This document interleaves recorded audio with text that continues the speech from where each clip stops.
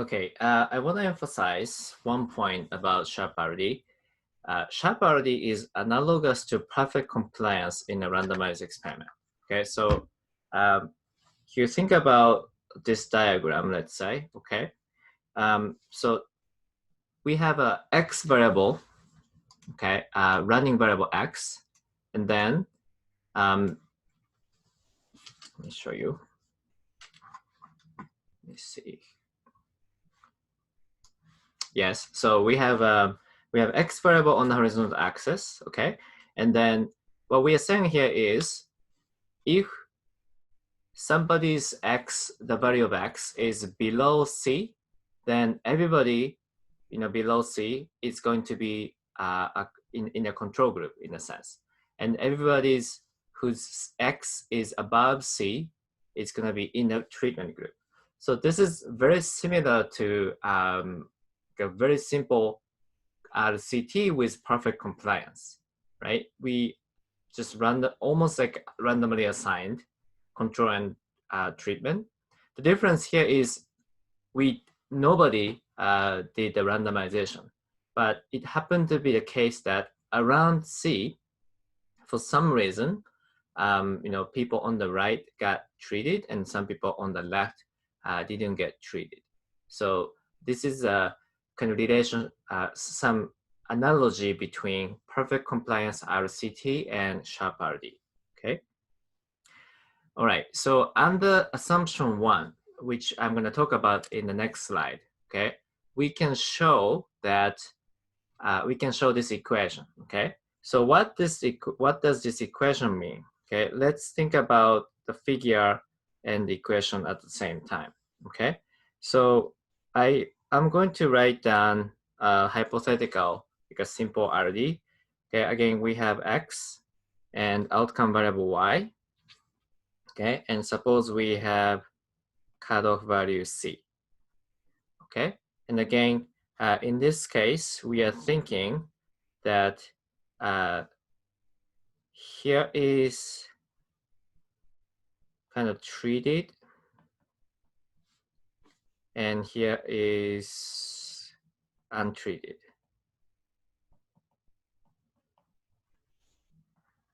Okay, above cutoff C, treated, and below cutoff C, untreated.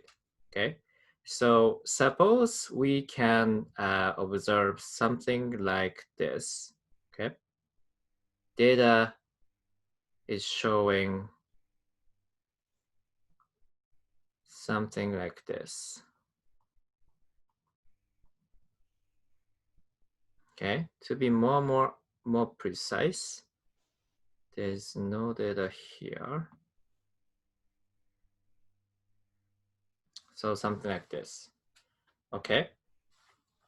So in a sense, in this example, I defined that if X is exactly at C, then it is treated. Okay.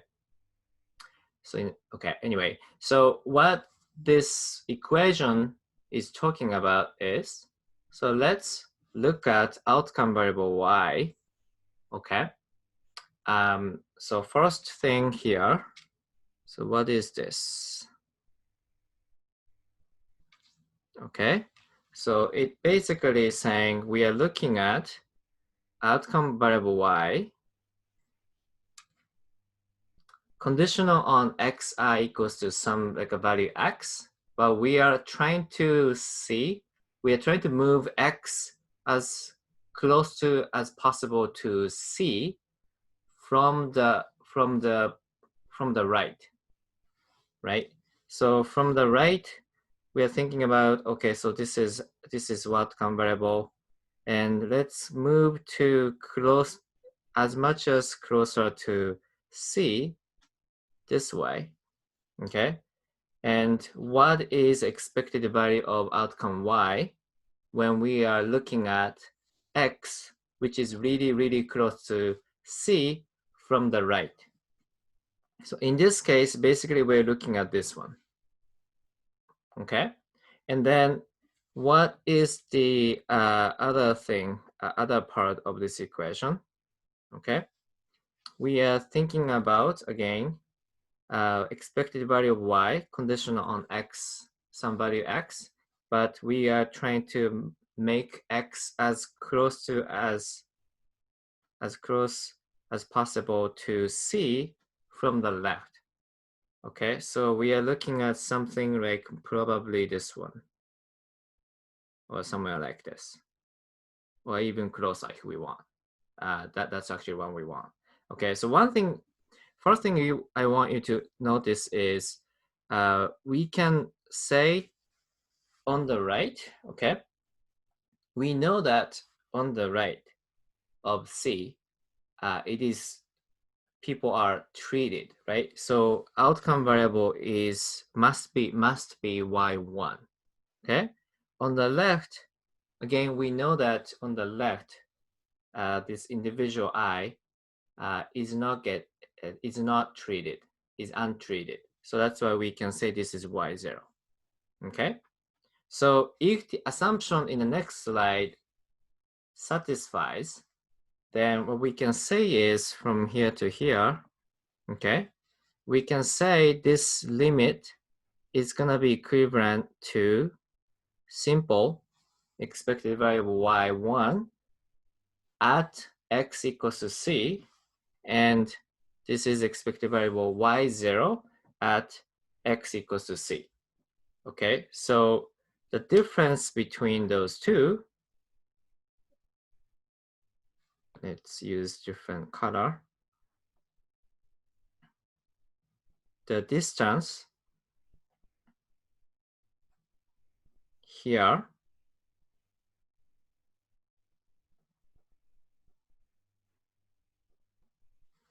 so the distance here is basically mathematically, this is what we are looking at, right?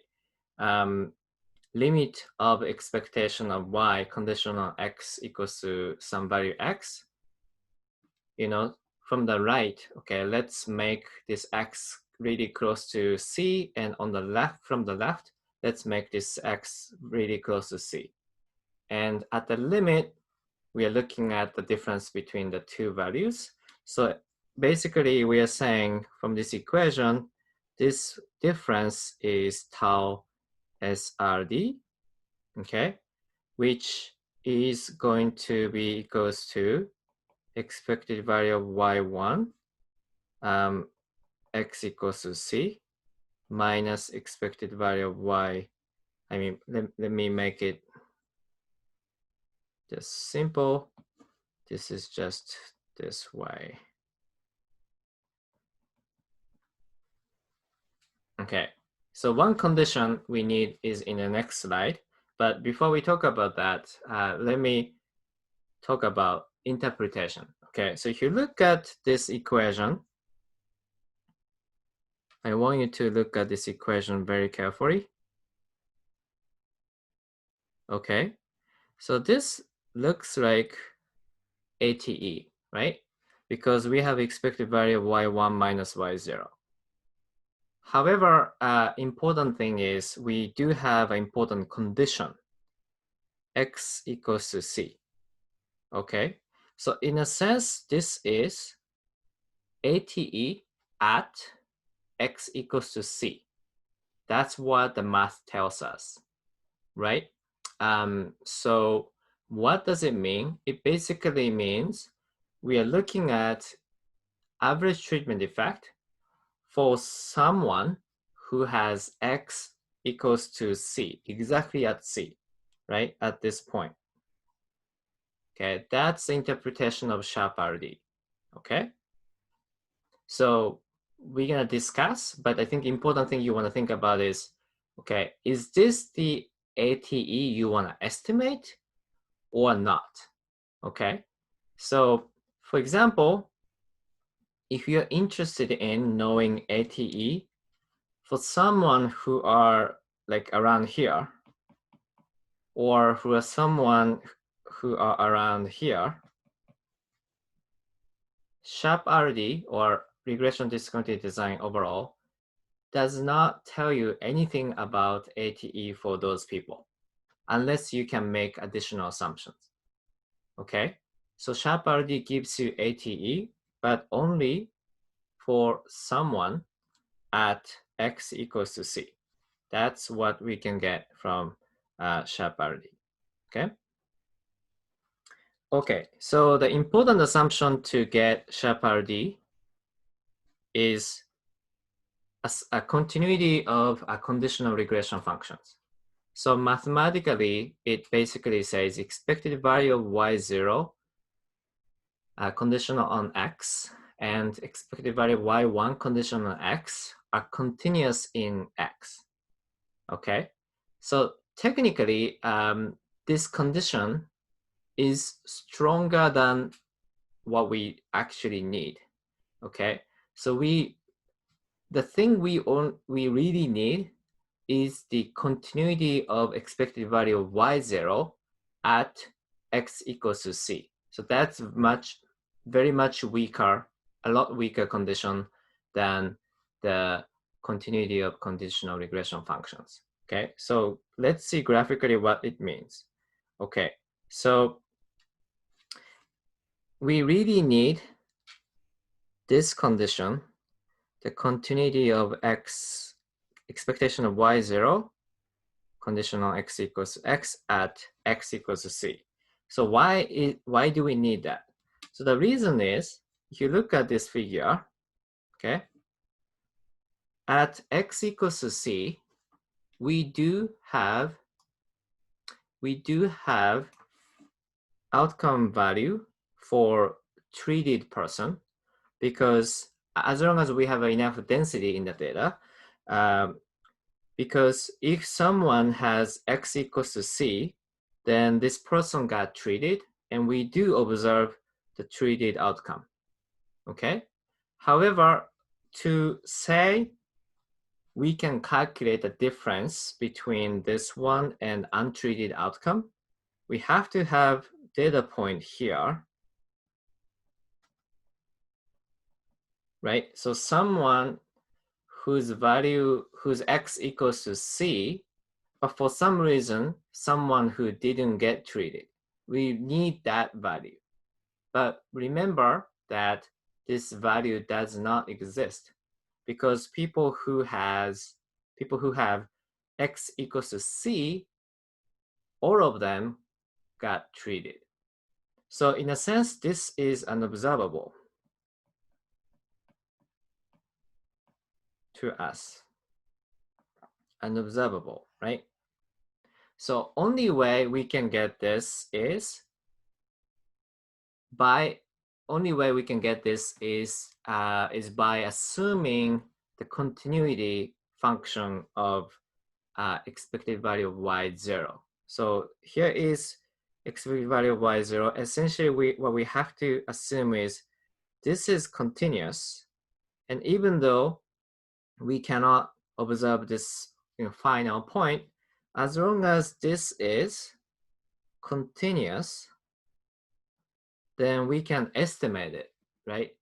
In the limit, okay? If this is continuous and we observe this value, then we can have this value, which is unobservable, okay? But we can kind of calculate or approximate by thinking about this way, okay?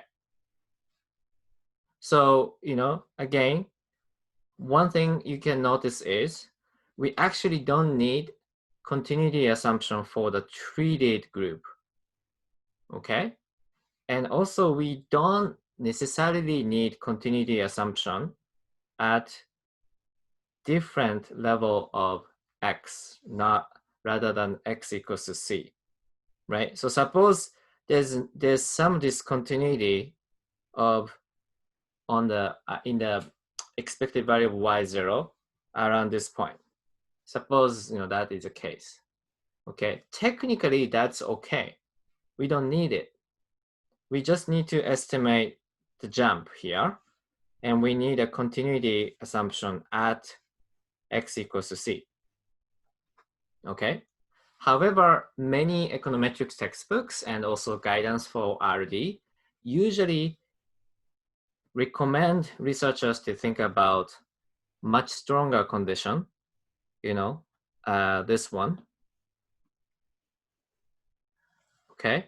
Because it's hard to believe that empirically, it is hard to imagine a case where continuity holds only at x equals to c, but not x,